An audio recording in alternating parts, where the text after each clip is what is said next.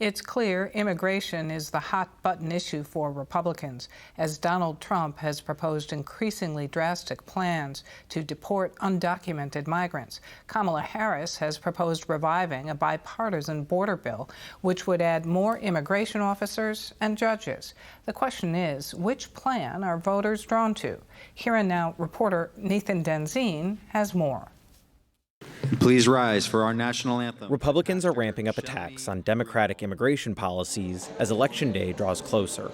If you think about it, only a mentally disabled person could have allowed this to happen to our country. Anybody would know this. Over 8.5 million people have been encountered at the southern border since 2021, about 6 million more than during the Trump administration. Republicans say those immigrants are taking jobs, committing crime, and bringing illicit drugs into the country, a point Trump underscored at a campaign stop in Prairie du Chien. They make our criminals look like babies. These are stone-cold killers.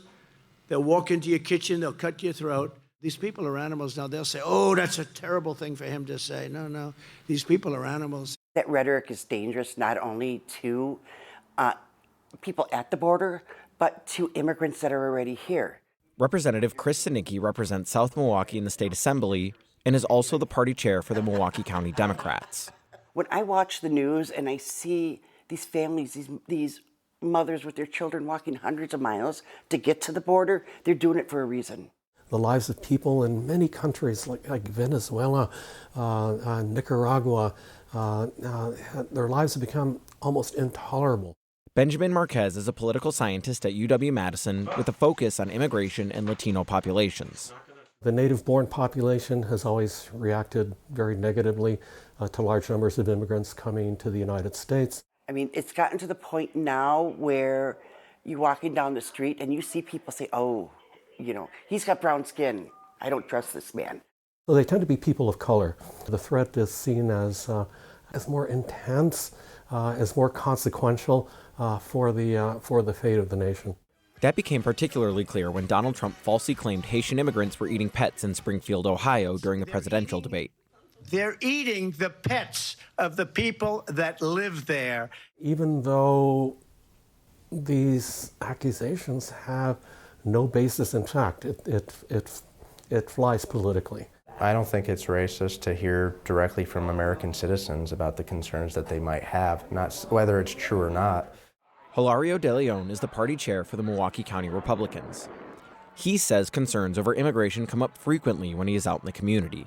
This isn't something that people are just making up, or they're just, you know what, I'm just going to roll out of bed and I'm going to just go out there and just blast this entire group of people that are coming in. Polls have shown that Republicans are likely to be much more concerned about immigration than Democrats. De Leon says he's heard concerns in Milwaukee that undocumented people are receiving help before local neighborhoods. These are people who live in these neighborhoods that feel like that they're being forgotten. They feel like that their voices aren't being heard and they're being pushed aside.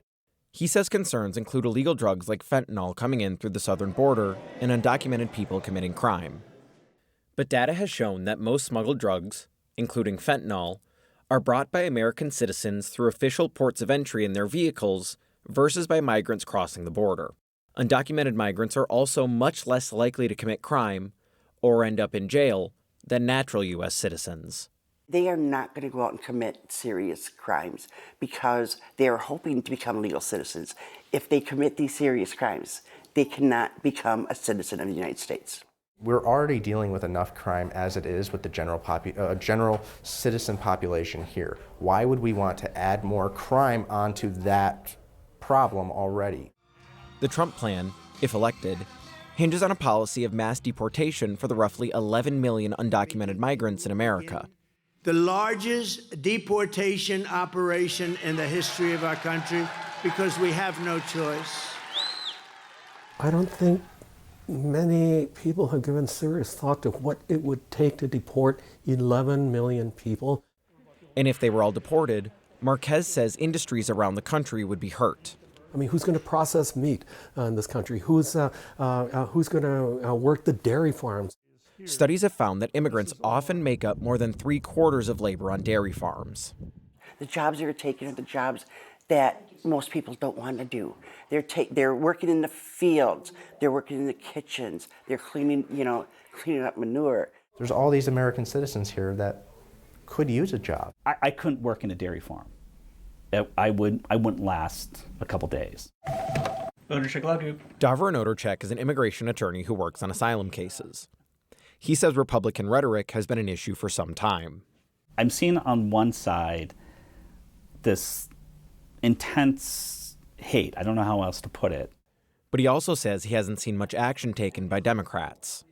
They see things more through electoral lens of we need to get people excited.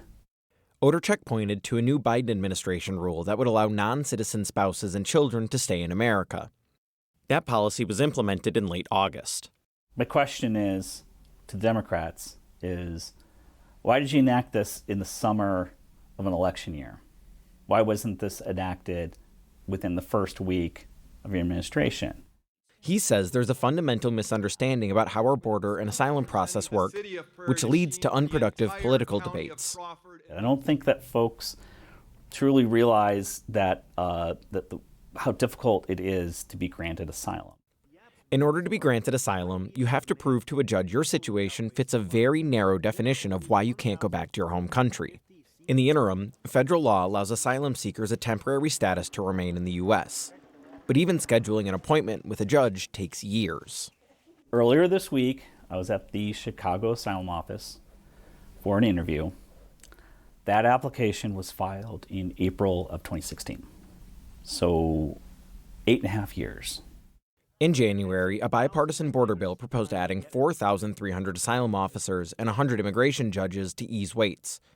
But Trump came out in opposition to the bill, and it was never passed into law. But I would have never voted for that bill. It was so bad.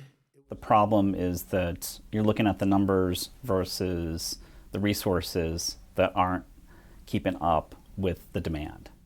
On her campaign website, Vice President Kamala Harris says she would bring back this bill if elected. She also recently signaled support for keeping even tougher asylum laws enacted by President Biden in June. Since then, encounters have decreased by about 55%. Democrats cannot afford to be branded as advocating, an open border. Just come on in and you're home free. Only time will tell which plan voters prefer and if the winner will actually improve conditions at the border. For Here and Now, I'm Nathan Denzine in Milwaukee.